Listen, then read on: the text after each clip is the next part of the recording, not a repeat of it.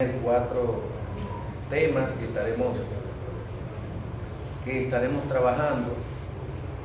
Esos temas que vamos a estar trabajando lo vamos a hacer siempre con una particularidad, y es lo que se conoce como lo que yo he abrazado una postura de un teólogo llamado Oscar Cullmann, que él propuso el pensamiento de el ya sí y el todavía no. Es decir, ya todas las cosas están cumplidas, o casi todas las cosas están cumplidas, pero todavía no se han consumado todas. Recuérdense que en cuanto a la visión de las últimas cosas, tenemos distintas maneras de verlo, que no hay una sola. Nunca la escritura se ha visto desde un solo punto de vista. Ahora, la Biblia sí tiene uno solo. Lo que pasa es que cuando usted y yo nos acercamos a ella, la vemos desde puntos de vista diferentes. A veces esos puntos de vista pueden confluir y a veces se pueden dividir. Pero yo creo que al fin y al cabo todo lo que buscamos es una mejor comprensión de las escrituras, atendiendo a que siempre habrán unos que cuando la lean se acercarán más a lo que quiso decir el escritor bíblico a la audiencia determinada, y otros se alejarán más. Siempre el asunto estriba en, entonces, ¿quién tiene la razón? Bueno, el que esté más de acuerdo con lo que dice la Biblia, ese tendrá la razón. Ahora, la Biblia hay que saberla leer. No es que cuando usted lee cielo, usted mira para arriba y ya usted está viendo el cielo. No, porque el cielo como algo tangible no existe. Usted no puede mirar y decir, déjame agarrar el cielo o déjame tocar el cielo. No lo puede hacer, porque el cielo es una expresión bíblica para referirse a lo que está arriba, lo que está en lo más alto. Y así sucesivamente con muchas palabras, no todas. Por ejemplo, cuando nosotros encontramos en la Biblia la palabra tierra, y la tierra será llena de la gloria del Señor, y toda la tierra sabrá, y será predicado el Evangelio a todas las naciones. Cada vez que nosotros leemos eso, no podemos verlo con los ojos que nosotros miramos el mundo ahora. Hay que verlo con los ojos, con lo que los escritores y los destinatarios originales veían al mundo. Por ejemplo, cuando la Biblia habla de tierra, casi siempre se refiere a la tierra de Israel. Casi siempre se refiere al mundo conocido. Cuando habla de cosmos, es la palabra mundo. Y cuando habla de fin del mundo, esa palabra fin es una palabra que en griego se pronuncia aion, que es un tiempo determinado, no el fin de todo el mundo como nosotros lo conocemos. Así que cuando nosotros leemos la Biblia tenemos que saber cómo leerla, y en la manera en cómo sepamos cómo leerla, de esa manera la vamos a interpretar. Por eso la mayoría de personas, cuando se acercan a la Biblia, lo leen literalmente. Es decir, el Señor está sentado en su trono. ¿Y qué miramos cuando nosotros leemos eso en la Biblia? ¿Qué estamos viendo? A Carlos sentado en una silla, ¿verdad? Cuando yo lo miro. Entonces, cuando yo miro a Dios, leo en la Biblia que Dios está sentado en su trono, yo veo a Dios que está sentado exactamente como está sentado Carlos en una silla. Y no se puede ver así. ¿Por qué? Porque Dios es espíritu. Amén. Y no hay sillas espirituales. No existen sillas espirituales.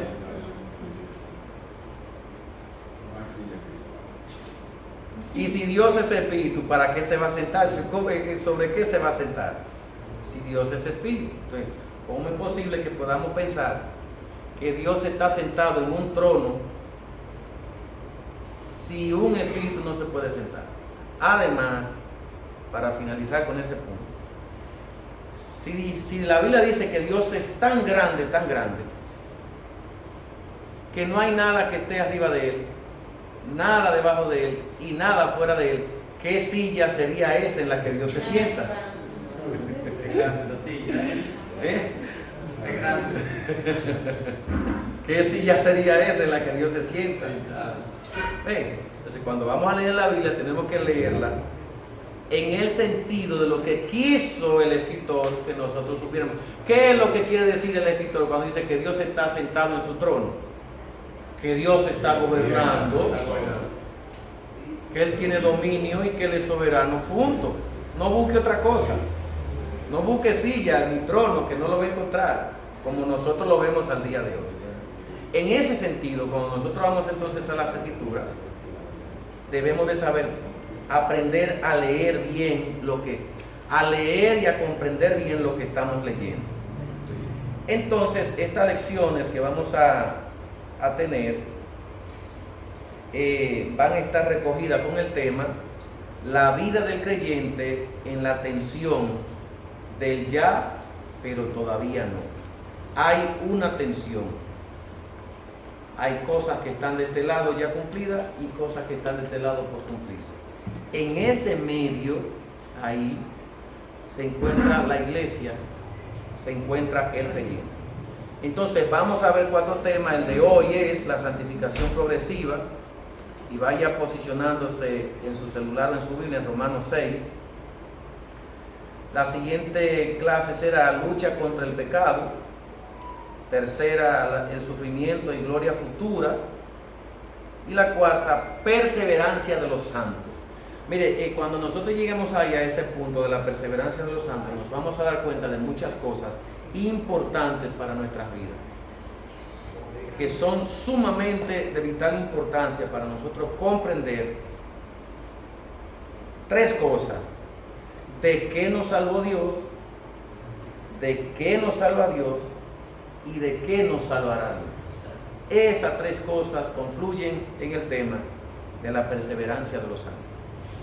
Pero hoy vamos entonces a lo que se conoce como la santificación progresiva. Yo creo que cuando nosotros hablamos del concepto de la palabra santificación, viene o se deriva de la palabra santo.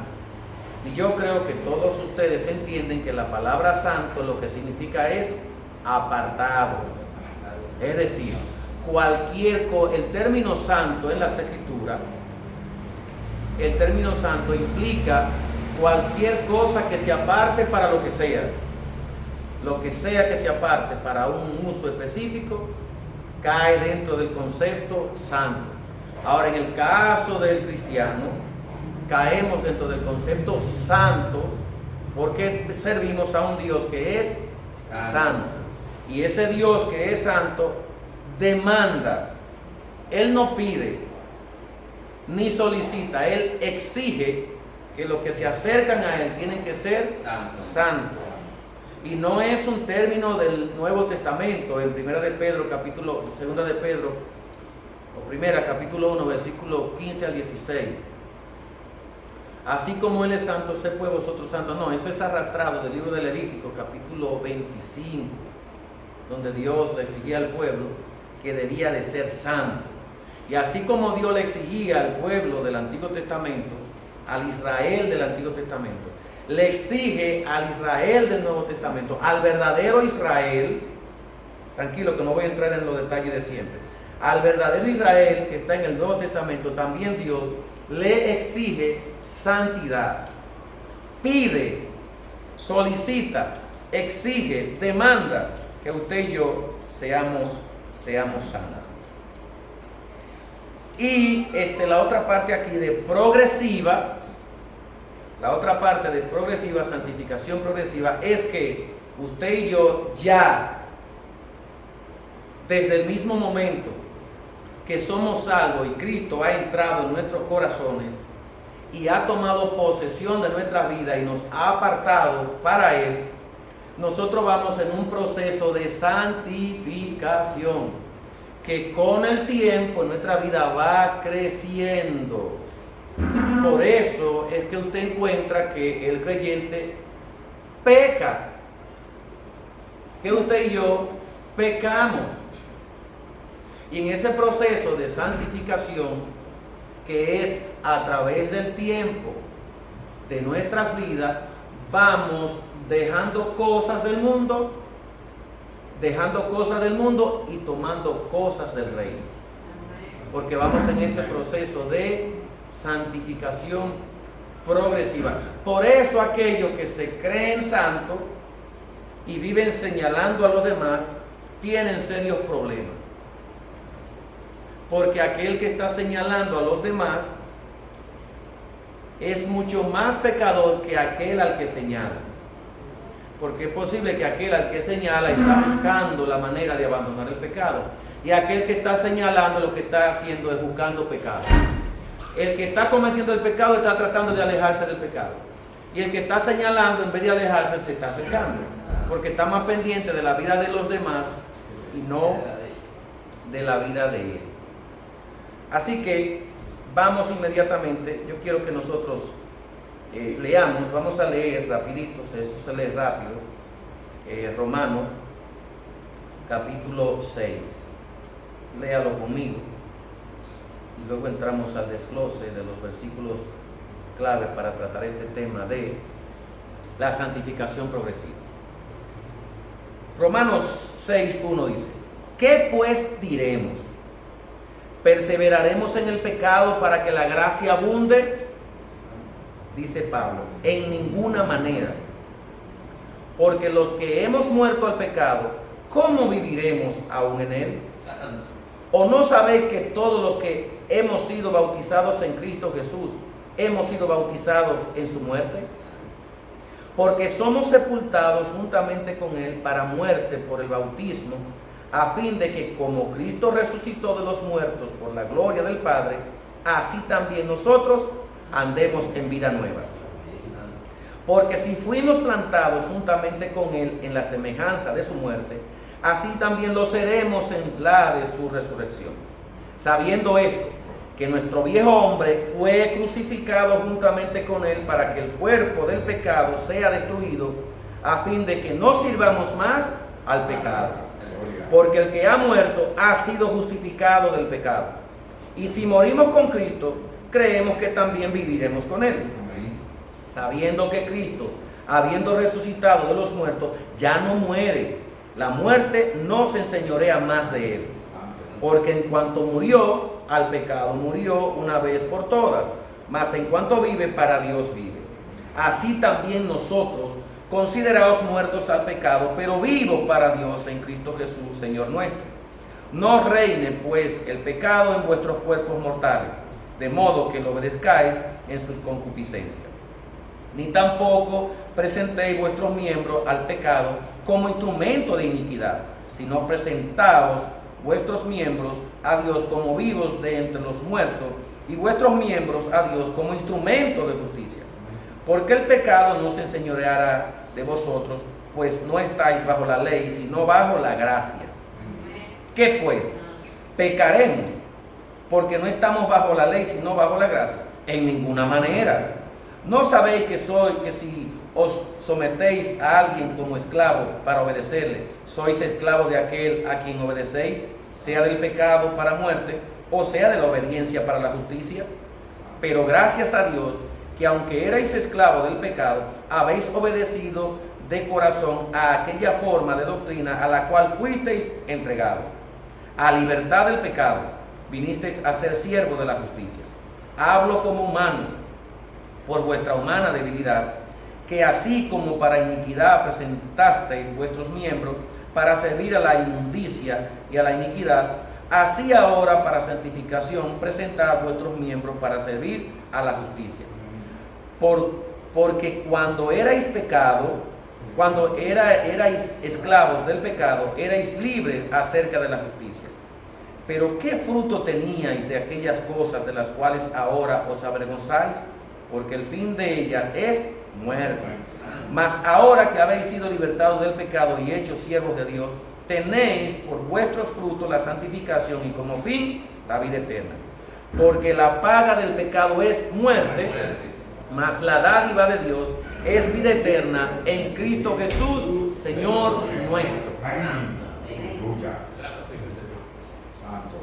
Por lo que la vida cristiana se desarrolla en la atención constante que ya hemos mencionado. Ya hemos sido libertados del pecado, pero todavía luchamos con su presencia. Pablo le llamó en Corintios 7, ahí mismo, adelante, y en Corintios 7, sí, primera. Pablo le llamó la ley del pecado que mora en mí. El pecado está aquí. El pecado no está fuera de nosotros. El pecado está dentro de nosotros y se expresa fuera de nosotros.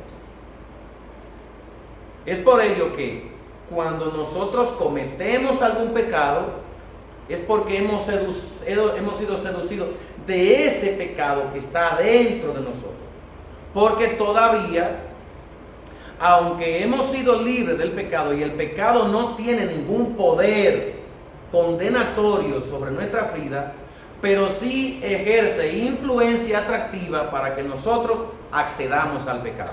Es decir, para que nosotros cometamos algún pecado que desde nuestros miembros internos, desde nuestra alma, nuestra parte interna, se revela hacia afuera, para entonces por medio de nuestros miembros, mano, pies, boca, ojos, nariz, oído, a través de esos sentidos, entonces que nosotros llegamos a cometer algún pecado.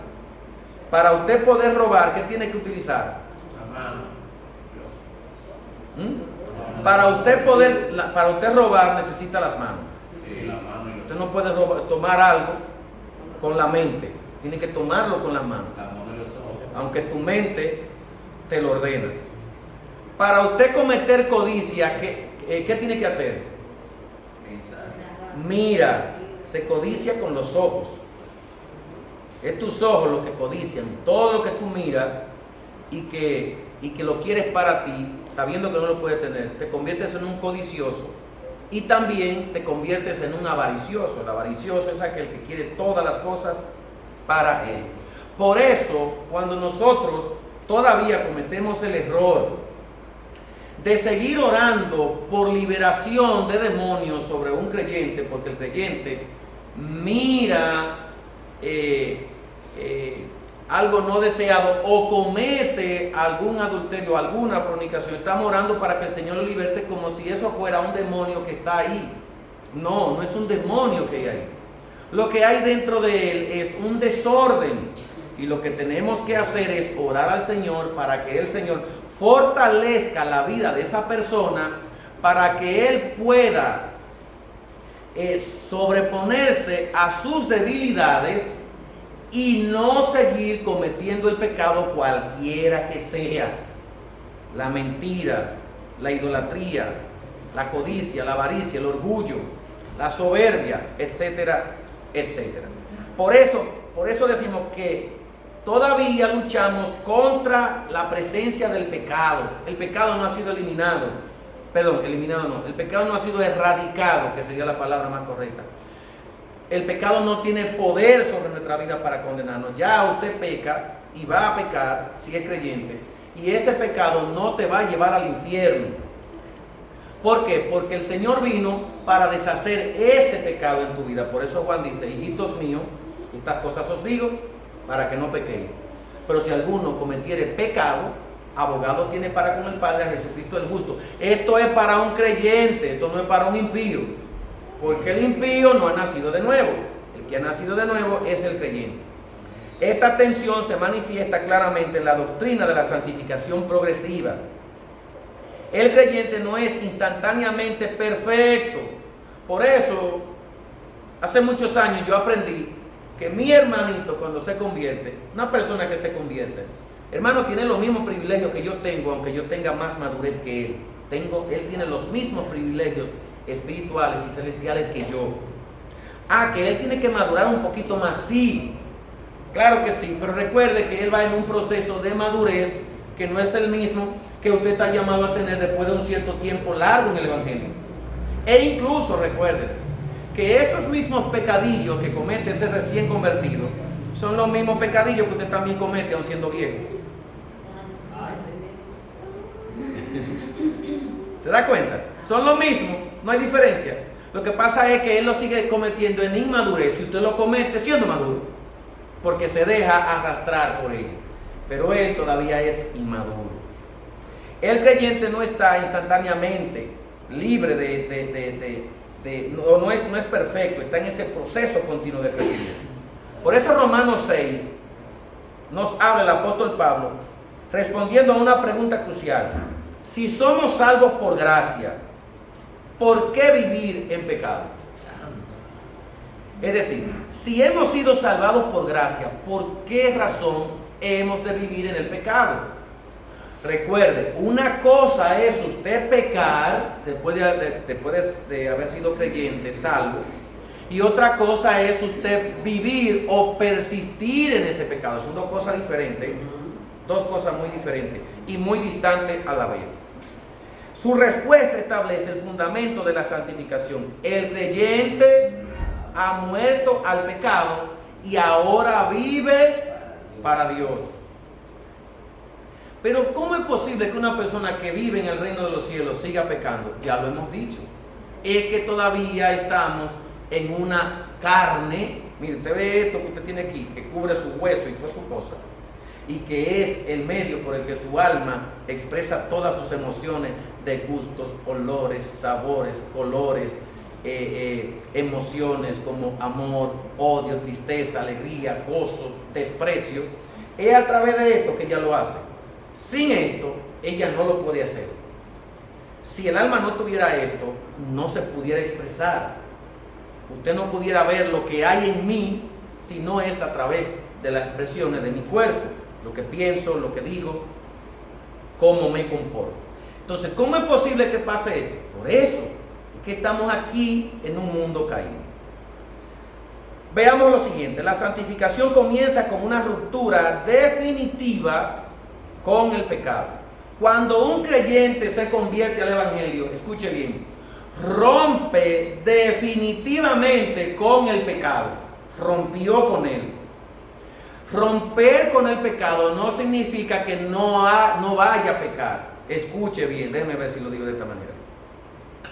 Cuando una persona vive de espalda a Dios y rebelde a Él, está muerto ¿en qué? En delitos y pecados. Está muerto. Está en condenación. Es un reo de muerte. Va camino a la condenación. Lleva las cadenas de la esclavitud como grilletes aferrados o bien clavados, tanto en manos como pies. Pero cuando Cristo viene y lo liberta, Cristo rompe con esa ley, esas cadenas, esos grilletes, y lo liberta instantáneamente, una vez y para siempre. Ahora, el pecado todavía sigue ejerciendo influencia sobre él, pero no de manera esclavizadora, sino de manera tentadora. El pecado te tienta. Siempre somos seducidos a caer, porque la tentación está en nuestro corazón, está en nuestra alma. Y lo que se necesita solo es una pequeña carnada para que caigamos en ella. Vamos a ver. Cuando usted no era creyente, en el mundo habían cosas que a usted le gustaban.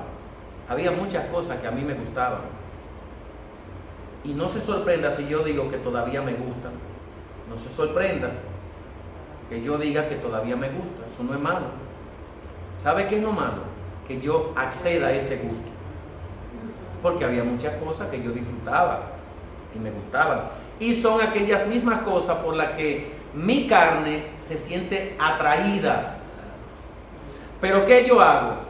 Que Dios me ha dado el poder para poder librarme de ella y no ser presa fácil y caer en ella. Pero no me diga a mí que usted no ha sido tentado con algo, que usted y que eso no le guste. De hecho, mire, el pecado es sabroso. El pecado es bueno. El pecado es como la miel. Lo único es que ese gusto es momentáneo y destructivo. Esa es la diferencia que tiene. Que destruye, ese gusto destruye. Esa atracción es para destruirte. Por eso el que está cometiendo algún pecado, mientras lo está cometiendo, a él le gusta, él se deleita en él, hasta que se da cuenta del error en el que ha caído. Cuando se da cuenta de su error, entonces ahí viene ¿qué? Ahí viene el dolor y viene tu conciencia a decirte, eso estuvo mal, no debiste de hacerlo. Y tú mismo entonces comienzas a tener un recogimiento dentro de ti, a decir, no debí de hacerlo, porque a mí me ha pasado, hermano. A mí me ha pasado, yo he cometido acciones que después, mientras yo lo estaba haciendo, yo no sentía nada. Después que yo siento, cuando Dios te habla, que yo he sentido, no, pero yo no debí de actuar así. Incluso en discusiones maritales, familiares, cuando usted comienza a hablar, usted y habla, y después que usted entonces, cuando usted viene a reaccionar, que después que usted se ha desbocado, después que se ha roto todo, es que usted se acuerda que está sangrando y que lo que hizo no era bueno. Entonces ahí vienes tú vienes a recoger. Por eso Pablo dice, cuando haces eso, Pablo dice entonces, versículo 1 y 2, perseveraremos en el pecado para que la gracia abunde. Porque a mayor cantidad de pecados hay mayor gracia. Y Pablo está diciendo, quien piensa de esa manera, creyendo que por más pecado que cometa, Dios lo va a perdonar porque la gracia es abundante, está equivocado. Quien piensa de esa manera, le digo algo, no ha nacido de nuevo. Vive en el Evangelio, le gusta el Evangelio, disfruta del Evangelio, le gustan los coros, le gustan los mensajes, le gusta la forma, pero no ha nacido de nuevo. Pablo anticipa una mala interpretación del Evangelio usando la gracia como excusa para pecar. Y Pablo dice, en ninguna manera. La mejor frase que utiliza la traducción griega es, de ninguna forma. Es decir, de ninguna forma se acepta el pecado. No importa lo que diga, una mentirita piadosa, eso no es nada. No, porque el Señor es amor y Él me entiende. Y Dios siempre tiene tanta misericordia. Y yo sé que Él me va a perdonar. Sí, pero tiene la libertad, utiliza la libertad para seguir pecando. ¿Y por qué no dice, no, yo no puedo seguir pecando? Déjame dejar de hacerlo, porque a Dios no le agrada. No, la palabrita más cómoda es, Dios me entiende. Dios sabe que yo soy carne y que la carne es débil. Sí, Dios lo sabe. Pues, ¿verdad que Dios lo sabe? Pero Él sabe con cuáles intenciones tú lo haces. Te aprovechas de la gracia, te aprovechas del amor, te aprovechas del perdón. Pablo dice entonces, porque lo que hemos muerto ¿a qué? Al pecado. Aquí está la clave, el creyente ya ha muerto al pecado. No significa que el pecado desapareció, como dije anteriormente. No, el pecado no ha desaparecido, no ha sido erradicado, no. Sino que su dominio fue quebrantado. ¿Quién quebrantó el dominio del pecado sobre tu vida? Cristo lo quebrantó. Y lo quebrantó una vez y para siempre. No es que cada vez que tú te conviertes, Cristo viene y quebranta el pecado. No, lo quebrantó para siempre. Es por eso que nuestra accesibilidad a Él es debida a que Él ha quebrantado el pecado en nuestra vida. ¿Por qué? Porque la Biblia dice que la única manera de acercarse al Señor es siendo ¿qué? Siendo santos. Y por eso es que nosotros podemos acercarnos a Él. ¿Por qué? Porque ya el pecado no tiene poder sobre nuestra vida, no se enseñorea sobre nosotros. ¿Cómo viviremos? Dice Pablo entonces. Si hemos muerto el pecado, ¿cómo viviremos aún en él? La canción aquella, tú me levantas, yo me caigo, tú me levantas, yo me caigo, yo vuelvo y caigo, y tú vuelves y me levantas, y tú vuelves y me levantas, y yo vuelvo y caigo. Hermano, eso es un problema serio. No, es que así no fue el negocio. El negocio no es yo te levanto para que tú vuelvas y te caigas. Y si tú vuelves y te caes, yo vuelvo y te levanto. Y mientras más te caiga, más te levanto. No, porque entonces ya es un relajo, hermano. Estamos viviendo en pecado, No, mira, hay muchas canciones que usted tiene que verlas. Sí, yo me caigo, el Señor me levanta. Está muy bien. Pero el ritmo que lleva la canción te está diciendo, cáete todas las veces que tú quieras, que el Señor siempre te levantará. Recuérdese de Saúl. Todas las veces que Dios le llamó la atención a Saúl y Saúl se caía y Dios lo levantaba, y Saúl se caía y Dios lo levantaba, hasta que Saúl se cayó y más nunca lo levantaba. Porque es que el asunto no es así. La gracia no es libertad para pecar, ni tampoco, como le dijo Pablo a los de Gálatas en el capítulo 5, a libertad nos llamó el Señor. No uséis la libertad como medio para transgredir la ley del pecado. No, porque si nos llamó a libertad, no convirtamos la libertad en libertinaje. La idea es coherencia. Vivir en pecado contradice lo que ahora somos. ¿Qué usted es? Santo. Entonces, si usted es santo, no puede vivir en pecado. Y si vive en pecado, ¿sabe por qué no vive en pecado? Porque no es santo. Tan sencillo como es. La santificación inicia con un hecho consumado, una ruptura real con el poder del pecado. Primera de Pedro 2:24 dice, ¿quién llevó él mismo nuestros pecados en su cuerpo sobre el madero, para que nosotros, estando muertos a los pecados, vivamos a la justicia, y por cuya herida fuisteis sanados? Ahí se cumple lo que dice Isaías capítulo 53. Y por sus llagas, un capítulo, un versículo mal utilizado. Porque creemos que eso es una sanidad física. Isaías 53, el siervo sufriente, no está hablando de que por su llaga fuimos todos sanados, porque si fuimos todos sanados por su llaga, ¿por qué nos enfermamos?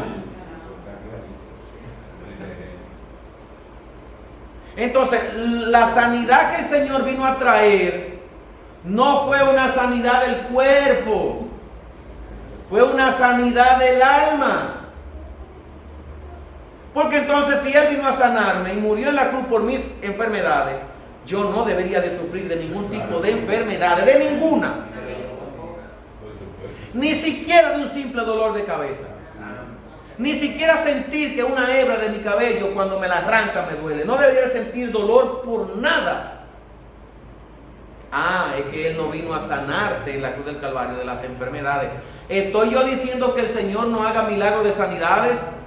No, estoy diciendo que la sanidad que Él vino a... Vamos a leerlo otra vez, porque es que la Biblia es la que responde a esto. Otra vez. ¿Quién llevó Él mismo nuestro pecado en su cuerpo sobre el madero, para que nosotros, estando muertos en los pecados, que es la peor enfermedad que puede tener un creyente, estando muertos a los pecados, vivamos a la justicia, y por cuyas heridas... Llámele llagas, como le llama Isaías. Y por cuyas heridas fuiste ¿qué? Sanado. Nada de ver con un asunto de enfermedad del cuerpo. Para eso están los médicos. Y en su misericordia, Dios si le place sanar. Para eso le dio la sabiduría a los médicos. Pero estoy diciendo yo que Dios no sana.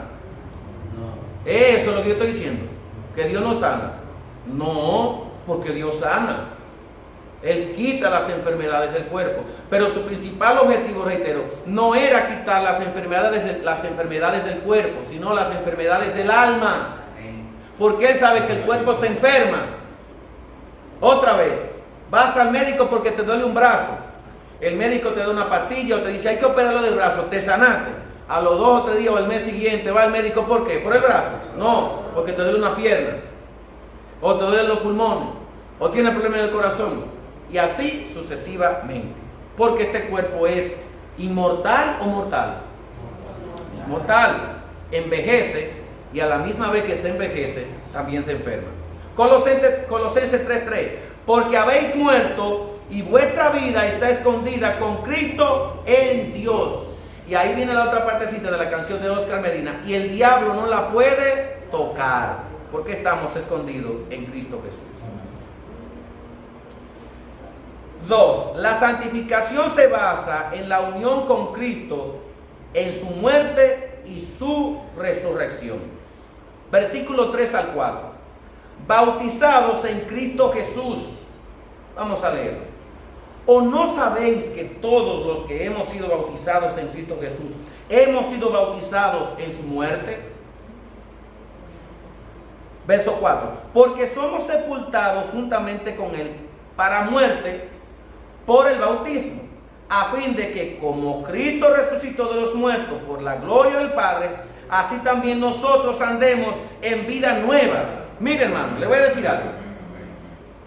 No voy a ser dogmático en esto. Dogmático significa que no voy a traer una enseñanza que tiene que ser así, y si no es así, no se hace.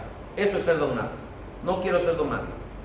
Pero todo creyente que aspira a vivir con Cristo, en Cristo, tiene que bautizarse. Si no se bautiza, tiene serios problemas con su salvación. Tiene que bautizarse. Porque el bautismo es la identificación pública que muestra que ha sido muerto como Cristo murió por nuestro pecado, fue sepultado y al tercer día resucitó.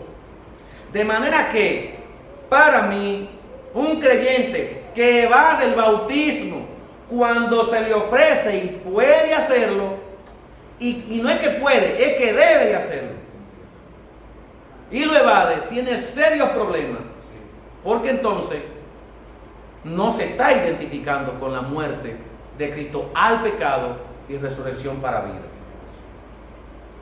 Aquí le digo a los que no se han bautizado, si hay alguno, y a aquellos que ya se han bautizado, que no lo sigan diciendo más. ¿Cuál es el único requisito que la Biblia pone para ser bautizado? Creer en Cristo Jesús y punto. Nada más. Nada más. El único requisito es que hayas nacido de nuevo en Cristo Jesús, aceptándole como tu Salvador. Y si en ese momento se te ofrece el bautismo, accede y tómalo, que no necesitas hacer más nada. Porque es que se enseña todavía que para ser bautizado hay que dejar cosas y que hay que sentarte y doctrinarte. Y la Biblia no enseña eso por ninguna parte. Es al revés. Juan, predicando el Evangelio a orillas del río Jordán, la gente se acercaba. Jesucristo todavía no había iniciado su ministerio, y la gente se acercaba a Juan para que sean bautizados. Judíos, romanos, griegos, todos se acercaban a Juan, y Juan le decía, Juan asombrado cuando ve a toda esta gente que viene a él para que lo bautice, le dice, y Juan, ¿qué está pasando? Y le dice, pero generación de víbora, ¿quién los ha enseñado a ustedes a huir de la ira venidera?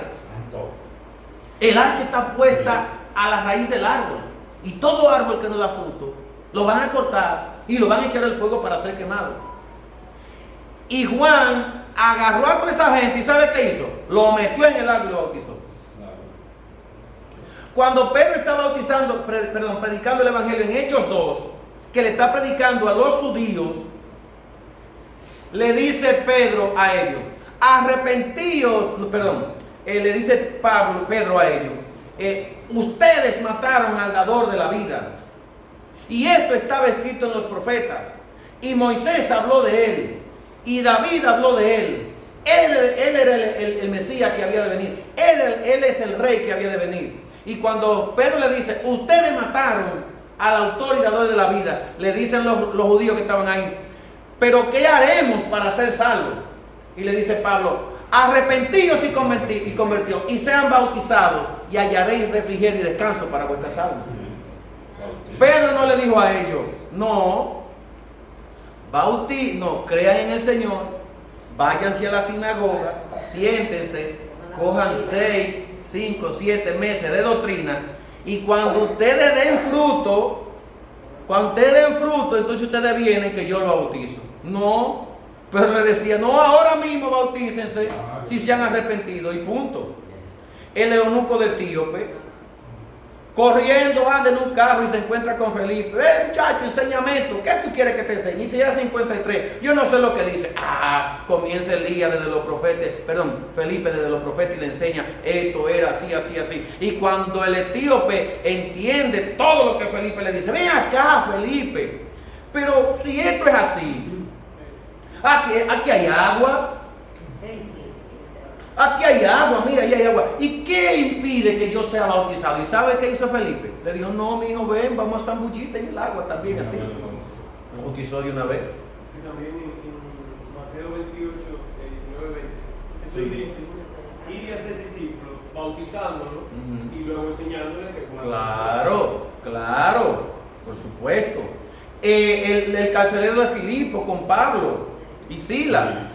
Este hombre está ahí y sabe que Pablo está preso, y cuando Pablo está preso, que cree que se han ido por el terremoto y las calles se abrieron, y ustedes saben la historia, el carcelero de Filipo se va a matar y Pablo dice, no te hagas daño, estamos aquí todos, y comienza Pablo a predicar el evangelio y dice, cree en el Señor Jesucristo y serás salvo tú y tu casa. ¿Y qué hizo? Y creyó. Dice la Biblia que agarraron para la casa del carcelero, y allá dice la Biblia que Pablo le predicó, toda la familia se convirtió. ¿Y sabe qué hicieron? Lo bautizaron ahí mismo. Por eso le dije ahorita que cuando vamos a leer la Biblia tenemos que saber cómo la vamos a leer y cómo la vamos a aplicar, porque enseñar una falsedad, eso no es de Dios. Si hoy un creyente se convierte y yo le ofrezco el bautismo y él acepta bautizarse, yo lo bautizo. Inmediatamente si hay en donde bautizarlo, y él por lo menos escucha en 2 o 3 días que yo estoy hablando del bautismo, y él dice, pastor, ¿y cómo es eso del bautismo? El bautismo es por esto, esto y esto. ¿Y usted qué, pastor, que yo puedo bautizarme mañana? Digo yo, mi hijo, no, mañana no, vamos a bautizarte ahora. Sí, hermano. En verdad eso se ve como un negocio, porque un pastor le puede decir a su miembro, cambia y luego te bautiza. Pero yo he visto muchos casos que nada más cambian mientras se bautizan. Ajá, pero que porque lo enseñaron mal. Es que el bautismo, mire, ahí vamos, hermana, en lo que es la santificación progresiva. Mire qué pasa. Si yo me convirtiera hoy y yo fumo, yo bebo, yo tengo muchísimas cosas, pero yo acepté al Señor y me convertí, ¿usted cree que yo mañana mismo no volvería a fumar más? ¿Usted cree que mañana mismo yo voy a dejar de beber? ¿Cree usted que yo voy a hacer eso? No, yo no lo voy a hacer. Hay otros que lo hacen instantáneamente, sí, pero la mayoría no. Es más, los cristianos dentro de la iglesia están luchando con los mismos pecados con los que cuando se convirtieron. Y muchos caen en esos mismos pecados por lo que vinieron al Señor. Porque es que el problema no es que ya tú desde que te convierte al evangelio rompe con todo. Tú no rompes con nada. Es el Señor el que rompe todo ese mal que hay en ti y te da entonces la fuerza, te santifica y te aparta, y en ese proceso de santificación tú vas creciendo y desarrollándote. Pero es posible que a una persona que se convierta hoy, yo la bautice mañana, y mañana lo veo metido en una lotería jugando palé y la quiniela, y lo ve así. ¿Y qué usted cree que yo voy a hacer con él? Llamarlo. Venga acá, hermano. Debes de ir apartándote de todo aquello que no es de agrado al Señor. Eso es lo que hay que hacer.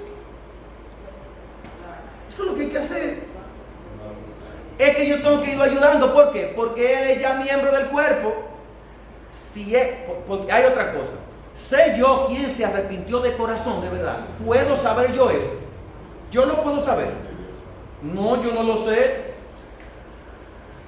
¿Puedo yo saber si una persona realmente fue salva el día que pasó y hizo una profesión de fe? No, yo no lo sé, pero yo tengo que asumirlo como que sí. Tengo que asumirlo como que sí. ¿Por qué? Porque ese es un trabajo que solo efectúa el Señor en el corazón. Mire, mi trabajo no es transformar tu corazón. El trabajo de transformar el corazón es del Señor.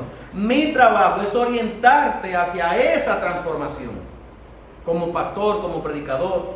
Ese es mi trabajo, orientarte hacia esa transformación, pero nunca transformarte, porque yo no puedo hacer eso. Eso lo hace el Señor. Ahora, tú me ayudas, yo te ayudo, y nos ayudamos entre todos, porque para eso es que somos creyentes, somos parte del cuerpo, para ayudarnos los unos a los otros. La resurrección de Cristo no es solo un evento histórico, sino una realidad que transforma la vida del creyente. La santificación no es un moralismo, y cuando hablamos de moralismo nos estamos refiriendo a matar, robar, mentir. No, es santificación. Es irnos apartando cada día. Es el medio para estar unidos a Cristo. Para eso es la santificación. Yo conozco muchas personas que moralmente se conducen mejor que un cristiano. Pero por el hecho de que esa persona que se conduce moralmente mejor que un cristiano, no significa que está unido a Cristo. Sin embargo, aquel creyente que no se comporta tan igual moralmente como esa persona, está unido a Cristo. Y aquel que lo hace moralmente no. Porque no se trata de lo que tú haces. Ahí es donde está el problema. Que creemos que para ser santo se trata de lo que yo hago. Y no soy santo por lo que yo hago. Soy santo por lo que Él ya hizo y que yo debo hacer. Pero no para yo ganar esa santificación, sino para parecerme a aquel que me santificó, que es muy diferente. Gálatas 2:20. Con Cristo estoy juntamente crucificado, y ya no vivo yo, mas vive Cristo en mí. Ese sacrificarse no es estar clavado en la cruz, ¿verdad que no? Ese sacrificarse es la renuncia al pecado, al mundo, a la carne, para vivir en Cristo Jesús, no siendo yo el que vive, sino Él a través de mí. Efesios 4:22 al 24 dice: en cuanto a la pasada manera de vivir, despojaos del viejo hombre. Sí, ese hombre todavía está allá adentro en tu corazón, en mi corazón, peleando contigo. Eso es todo los días un pleito, cada minuto un pleito, incluso sentado ahí en las sillas de la iglesia, te está peleando con ese viejo hombre. Es que ese hombre está ahí, ese hombre está arraigado ahí. En cuanto a la pasada manera de vivir, despojado del viejo hombre y vestidos del nuevo hombre creado según Dios en la justicia y santidad de la verdad. Ay, Señor, si yo pudiera, como esta camisa ahorita que me la voy a quitar, desprenderme por completo de este viejo hombre. Estamos, hermano, oiga bien, ese viejo hombre está ahí y poco a poco nos vamos desvistiendo del viejo para irnos vistiendo del nuevo. No es que usted se desvistió del viejo ya y se vistió con el nuevo. No, es un proceso. Y hasta que el creyente no entienda ese proceso, dejará de estar haciendo eso. Y eso, y eso, y eso, y eso. Hasta que no entienda eso. ¿Por qué estamos con ese dedo así, para allá y para allá? Porque no hemos entendido el proceso de regeneración progresiva. 3. La santificación implica una práctica diaria de obediencia. Romanos 11 al 14 nos dice: así también vosotros consideraos muertos al pecado, pero vivos para Dios en Cristo Jesús, Señor nuestro. No reine, pues, el pecado en vuestro cuerpo mortal, de modo que lo obedezcáis en sus concupiscencias.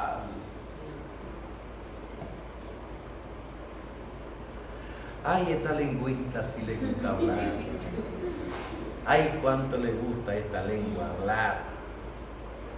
¿Sabía usted que la lengua es un miembro con el que usted peca? Y que a menos que usted se amarre la lengua,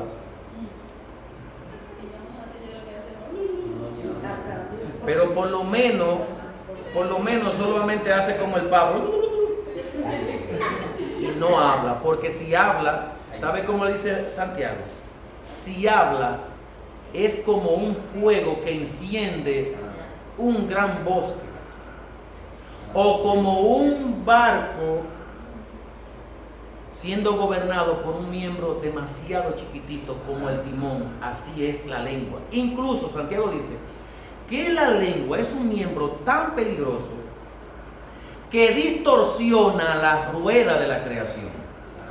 ¿Sabe qué significa eso? La saca de balance. ¿Usted quiere ver que una iglesia de barate? Deje que le den a la lengua.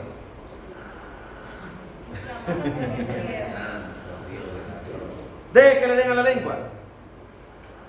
¿Por qué cree usted que Dios muchas veces quiso destruir a Israel?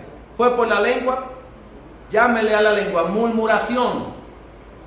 El pueblo que más murmuró a Dios, siendo Dios un Dios misericordioso y sacándolo de la esclavitud a la libertad, era un pueblo que no dejaba de murmurar a Dios.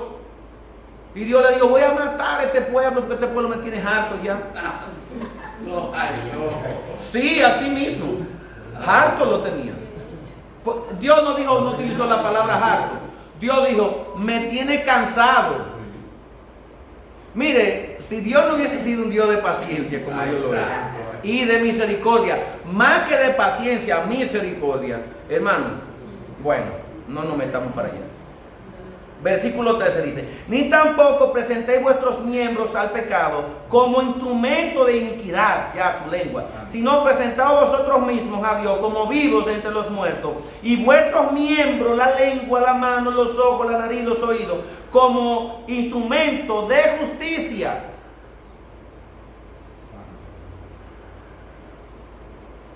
Consideraos muertos. Esto es un llamado a la mente, creer y apropiarse de la verdad. Pero vivos para Dios no es solo negar el pecado, sino vivir positivamente para Dios. No reine pues el pecado. El pecado aún está presente, pero no debe gobernarte. Es decir, el pecado no me puede gobernar. Sí, puedo ser seducido, puedo ser tentado, puedo ser llamado a pecar, pero no debo de dejarme gobernar por ese llamado ni atenderlo. Ni tampoco presenté vuestros miembros. Aquí entra la responsabilidad humana. No, pastor, fue el diablo que me atacó y por eso fue que yo caí en pecado. Eres una persona irresponsable, porque no fue el diablo, fuiste tú que te diste el gustazo, fuiste tú que comiste, fuiste tú que hablaste, fuiste tú que robaste, fuiste tú, no fue el diablo. Es una responsabilidad suya cuando usted peca.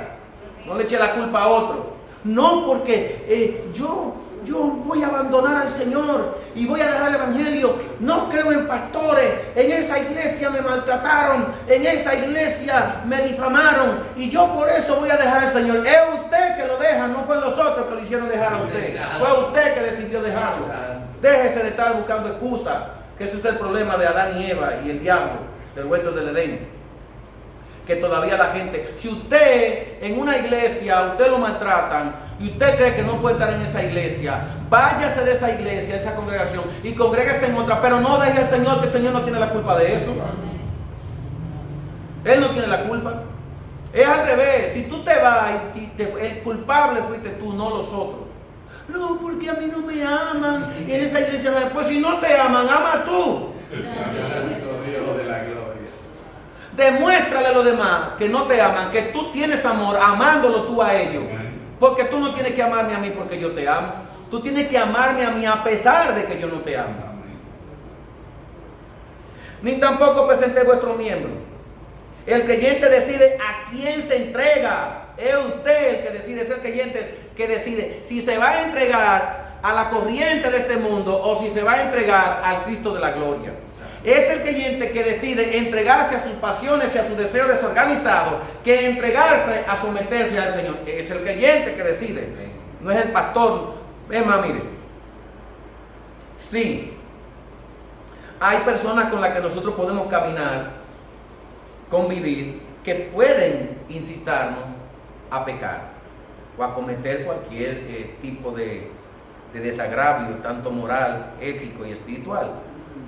Pero en el fondo, la culpa no recae sobre quien te incita, recae sobre el que lo hace. Estamos hablando en términos espirituales.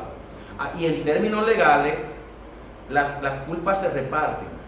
Si una persona le paga a otro para que mate a otra persona, los dos van presos, el que mató y el que pagó. Pero usted sabe sobre quién recae la carga mayor, sobre el que mató, porque él fue el que ejecutó. A usted no lo obligaron, usted fue el que quiso, seducido por lo que sea, pero fue usted el que quiso. Entonces el que paga recibe menos cárcel que el que ejecuta. Así que posiblemente la persona con la que tú andes tengan culpa porque son pecadores igual que tú, pero de tu pecado no tiene la culpa los demás, la tienes tú, la tiene el que lo comete. La santificación es activa, implica rendición continua a Dios, porque el pecado no se enseñoreará más sobre vosotros.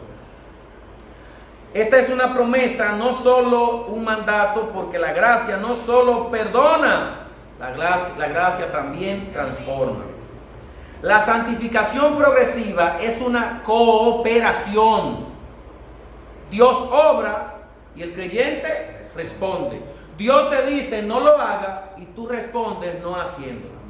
Dios te dice sé santo y tú caminas como un santo. Aquí entra lo que se conoce como sinergismo.